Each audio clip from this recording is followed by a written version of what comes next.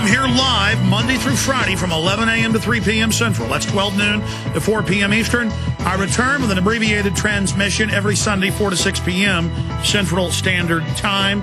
Thank you so much for joining us. What I'm going to do first is go ahead and just get into a small snapshot. It's many times worse than I can even describe of what's in your water, what's in your food, what's happening. Then I'm going to briefly hit the latest on healthcare and then talk to John, Michael, Dan, Michael, George, and others that are patiently holding.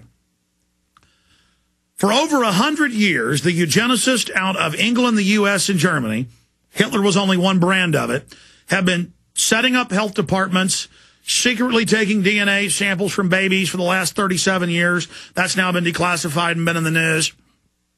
They wrote literally hundreds of government white papers we've covered here in the 50s where they said we want to put chemicals in the water to reduce fertility, to sterilize people, and to dumb people down, and to reduce their life expectancy. And all over the country, drugs have been found in reservoirs at levels, in some cases, hundreds of times what they could be from sewage runoff. They've been found in mountain reservoirs. This has been in the Associated Press, where it's original water, original rainwater, original glacier water, original mountain snow runoff. There is no sewage involved. It's original source water, and there's Prozac and birth control and other things in it. Now, the U.S. government's proposed putting Prozac in the water, serotonin reuptake inhibitor type drugs. We've played those news clips. The Japanese government's been considering it. They've now been pushing putting lithium in the water, which is an antipsychotic, and talking about how natural it is and how it's no big deal and how it helps in suicide. They're talking about putting anti-cholesterol statins in the water. It's now coming out statins don't really mess with your cholesterol too much, that most cholesterol's good, and that it's causing liver problems. And that's mainstream news. So because myself and others have been exposing what they're putting in the water, what GMO food's doing from the real science, because all of this has been coming out, they're going from denying they're putting things in our water to coming out and saying lead in toys is good. Melamine isn't bad for kids, even though it kills them and causes kidney failure. Mercury in shots actually helps your brain, doesn't harm it. Yeah, we are looking at putting stuff in your water. And they're irradiating more and more food. They're spraying live viruses on food. I want to go over all these mainstream media sources where they throw it in your face. But first off, to give you an idea about how prolific this is, last night we're up here late. I order a couple Papa John's pizzas for the office. After my Sunday show, we're up here working on a film, actually 2 films. I'm working on my film. Jason Burmis is working on his. And I say, I'll order some pizzas. I'm putting red pepper on my pizza. And after I've already eaten a couple pieces of cheese pizza, I look down and it says, crushed red peppers by Papa John's, crushed red peppers treated with radiation. And then it's got a symbol of a flower. Oh, radiation's a flower. I'm going to lay this here on the table, on the broadcast desk, so the document cam can zoom right in on that for everyone watching. Crushed red peppers treated with radiation. And I wish I had an unused package so I could show it where I don't have the corner ripped off like I do there. But is there no way to focus that a little bit better? I guess crushed red peppers treated with radiation. Now, they tried to get irradiation of food passed in the 50s. They had all this nuclear weapons waste, high-power radioactive material.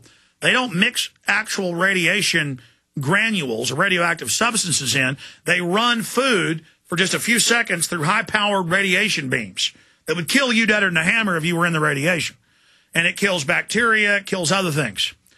And this is so the food companies, scientists and the government wouldn't let them do it till they approved irradiation 8 years ago. Because the studies all over the world showed it destroyed the value of the food. It killed the living enzymes in there, the ring structures, the cofactors. They did rat studies with it. Big problems. But this is crushed red pepper. Why irradiate it? And most of the meat you're eating has been irradiated. A lot of the vegetables you're eating have been irradiated. This is only the tip of the iceberg. The GMO tomatoes and corn that they've mixed animal and insect in with, cross-species genetic engineering. They've crossed pigs and humans. They've crossed spiders and goats to create body armor. They won't believe me. Search engine, spider goats, CBS News, Associated Press. Let's show them a photo of a part spider, part goat for body armor production. Just anything you can imagine is going on. They've released fish in the open sea that are part insect, part plant. It gives rise to super viruses. It gives rise to super mutations in bacteria. This is the true environmental threat. Now, here's an article from the Associated Press, August 19, 2006. This was approved in 2005. Agency approves first use of viruses as food additive.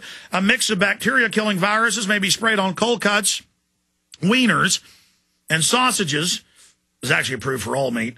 To combat common microbes that kill hundreds of people a year, federal officials ruled Friday.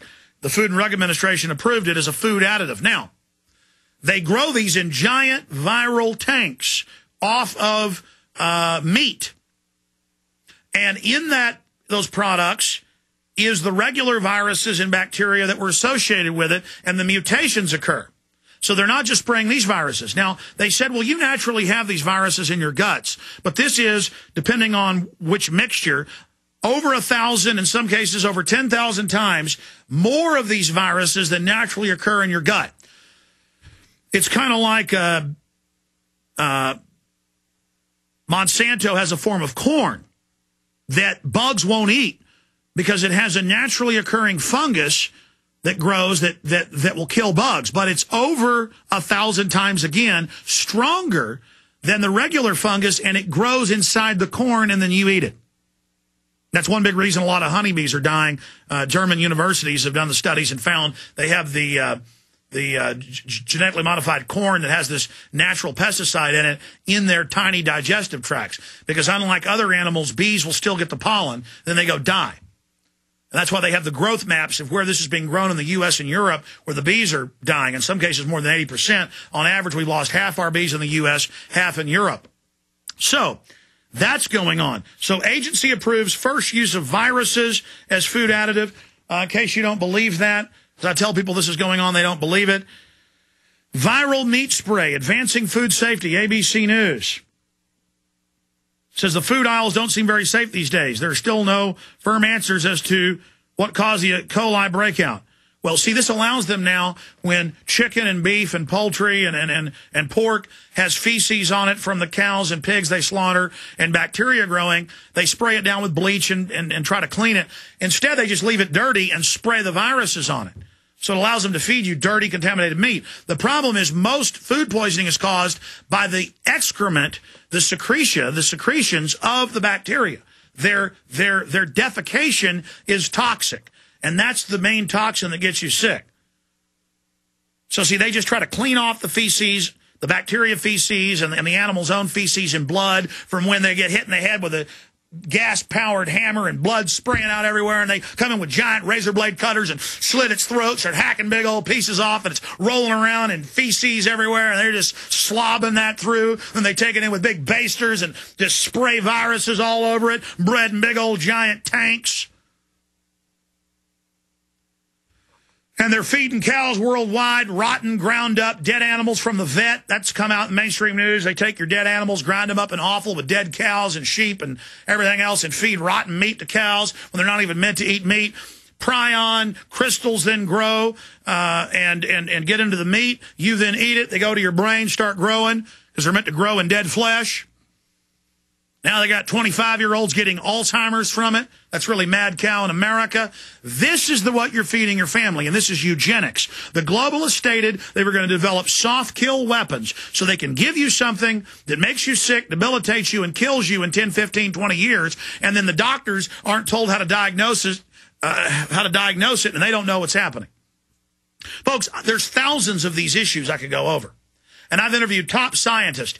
Many of them making $2, $3, $4 million a year, holding patents. They would feed, in one case in England in the early 90s, GMO potatoes to rats. They would become sterilized. They would have their life expectancy cut in half. They would have mutations after birth, which is very rare. I mean, literally like a horror movie. And then the scientists would go and say, we can't put this on the market. It's sterilizing. And they were told, shut up.